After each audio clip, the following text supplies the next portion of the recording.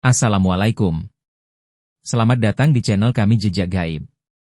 Kali ini kami akan mengungkap sebuah kisah nyata, ritual menarik emas gaib yang dilakukan oleh Kang Jamal bersama timnya. Tapi sebelum kisah dimulai, ada baiknya dulur-dulur semua subscribe terlebih dahulu dan menyalakan loncengnya agar tidak ketinggalan kisah-kisah menarik yang kami suguhkan.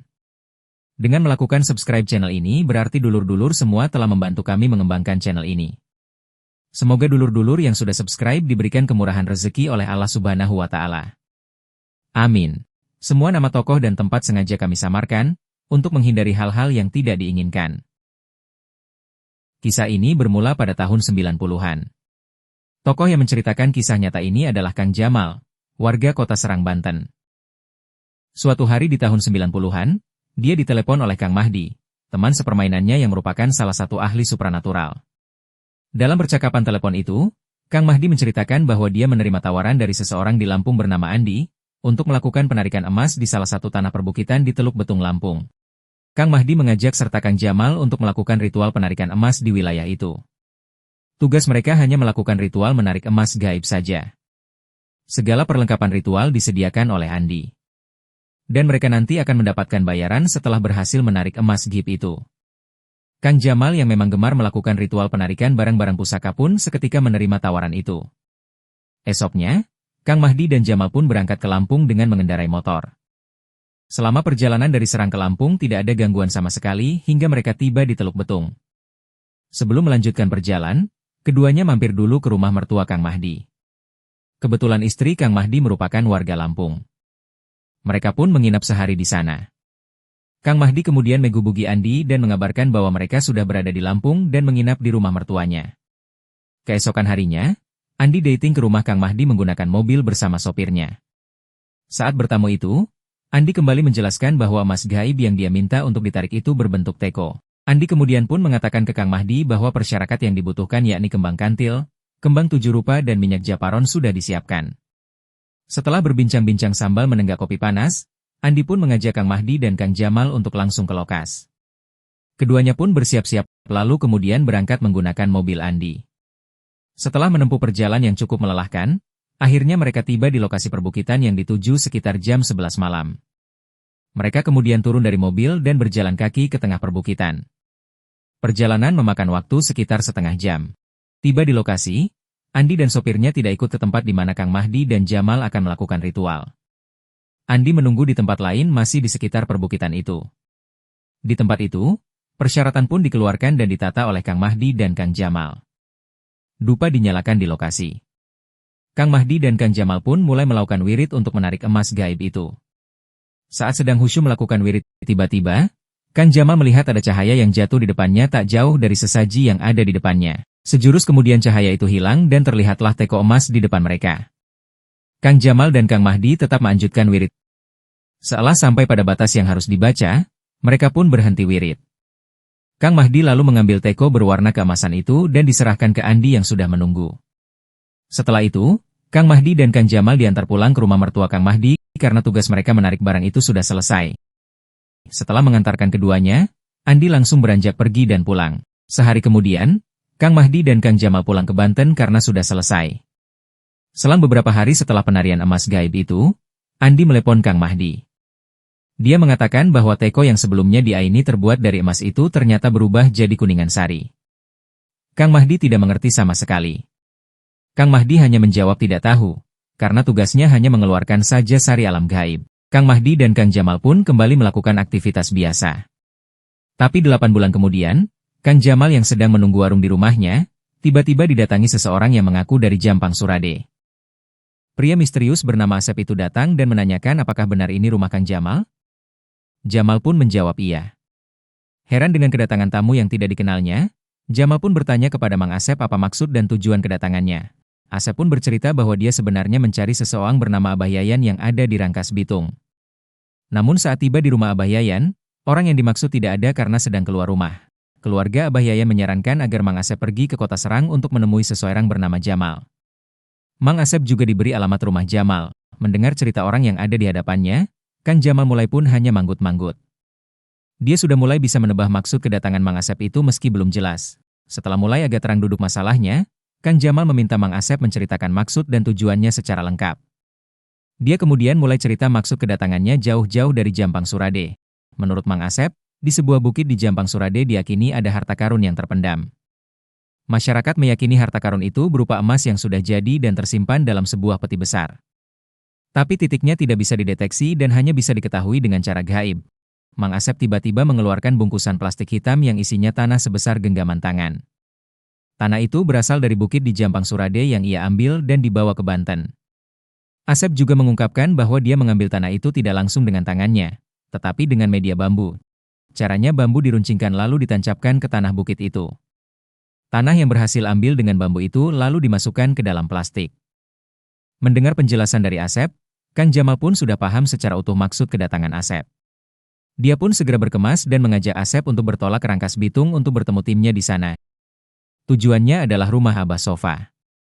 Abah Sofa adalah satu dari 5 orang tim Kang Jamal. Tiba di rumah Abah Sofa, mereka pun ngobrol mendengarkan kembali cerita dari Mang Asep. Abah Sofa lalu segera menghubungi semua anggota tim untuk kumpul. Mereka adalah Abah Yayan, Mang Dedi, Mang Sueb, dan Mang Pei. Mereka semua berembuk mendiskusikan apa yang akan dilakukan selanjutnya. Tim yang terdiri dari Kang Jamal, Abah Sofa, Abah Yayan dan Mang Asep bertolak ke daerah Cigudeg, Bogor, Jawa Barat menggunakan 2 motor.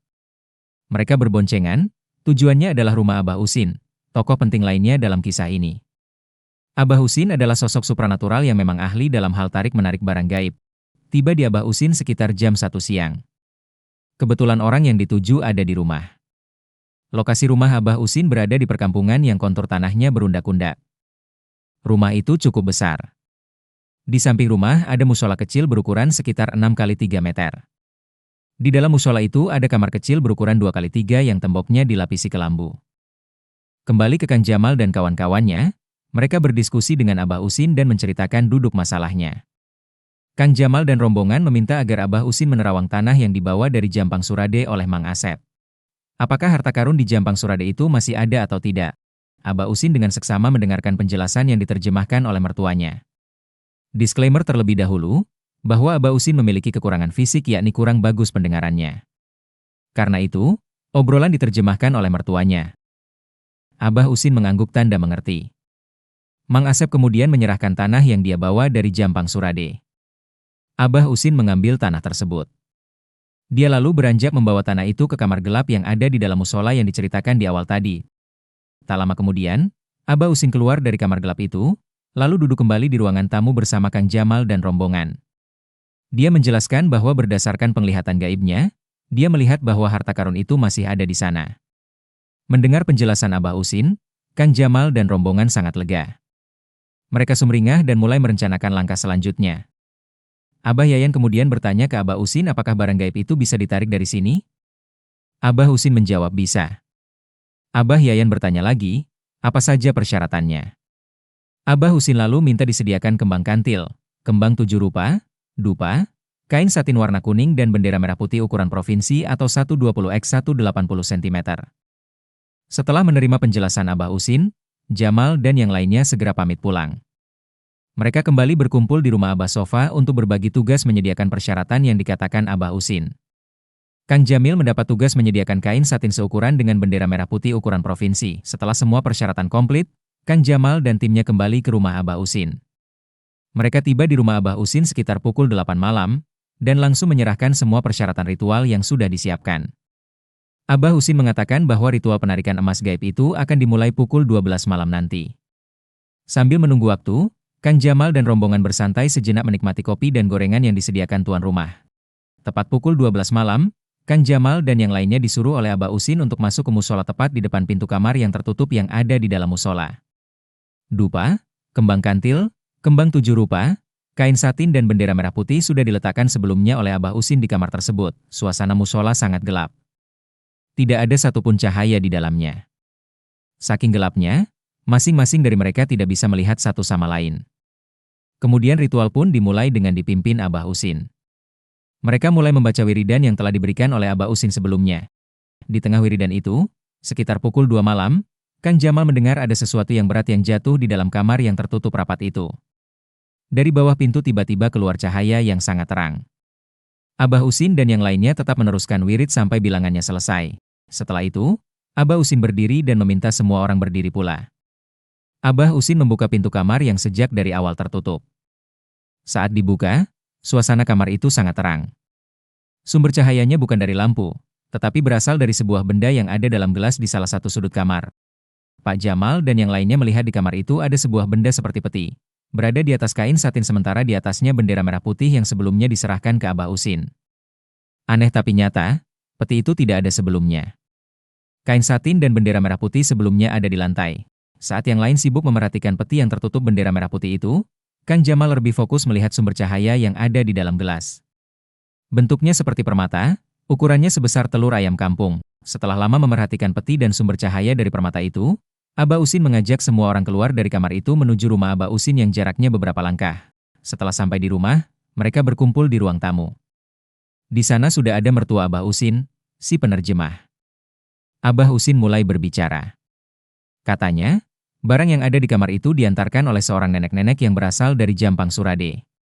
Peti itu penuh oleh emas yang sudah jadi. Ada gelang, kalung, cincin dan lain sebagainya. Akan tetapi, si nenek berkata bahwa untuk sepeti emas itu dia minta dibayar dengan darah 9 ekor sapi. Kang Jamal jadi ingat sesuatu. Dia datang ke rumah Abah Usin itu Jumat malam Sabtu. Sepengetahuannya, naktu hari Sabtu memang 9. Maka wajar jika si nenek gaib itu minta 9 ekor sapi sesuai naktu harinya. Abah Usin juga mengatakan bahwa 9 ekor sapi yang akan diambil darahnya itu harus sudah ada besok malam atau malam Senin. 9 ekor sapi itu harus disembelih di lokasi itu untuk diambil darahnya. Sementara dagingnya bisa dibagikan untuk warga sekitar. Setelah dijelaskan semua oleh Abah Usin, Jamal dan yang lainnya termasuk Asep pulang ke Rangkas Bitung. Di sana mereka berembuk bagaimana caranya mendapatkan 9 ekor sapi. Mereka bingung, karena harga seekor sapi saja sangat mahal, apalagi 9 ekor. Namun karena sudah nekat, mereka sepakat untuk meminjam uang kepada seorang juragan di desa yang cukup kaya raya. Juragan itu bernama Haji Yana. Tanpa pikir panjang, mereka pun bergegas berangkat ke rumah Haji Yana yang jarak tempuhnya tidak terlalu jauh. Saat tiba di rumah Haji Yana, sial mulai datang. Haji Yana sedang tidak berada di rumah karena sedang berada di Jakarta untuk urusan bisnis. Kang Jamil dan yang lainnya berusaha tetap di rumah Haji Yana berharap juragan kaya itu datang dari Jakarta. Naasnya, hingga waktu bergerak malam, Haji Yana belum juga datang. Kang Jamil dan yang lainnya mulai putus asa. Jikapun Haji Yana datang sementara malam sudah larut, tidak mungkin bisa kekejar. Sebab waktu yang diberikan si nenek gaib itu hanya sampai jam 3 malam atau sebelum tahrim terdengar di masjid-masjid. Mereka kembali ke rumah masing-masing. Mang Asep kembali ke Jampang Surade, Kang Jamal pulang ke Serang dan melanjutkan hidup seperti biasa. Pelajaran yang bisa diambil dari kisah nyata ini adalah bahwa rezeki datangnya dari Allah. Jika bukan rezekinya, maka apapun itu tidak akan pernah menjadi milik kita. Sebelum menutup kisah ini, kami tim Jejak Gaib mengundang Anda untuk berbagi cerita pengalaman hidup Anda. Anda bisa mengirimkan cerita Anda ke nomor kontak yang ada di bawah ini. Sekian dan terima kasih. Wassalamualaikum.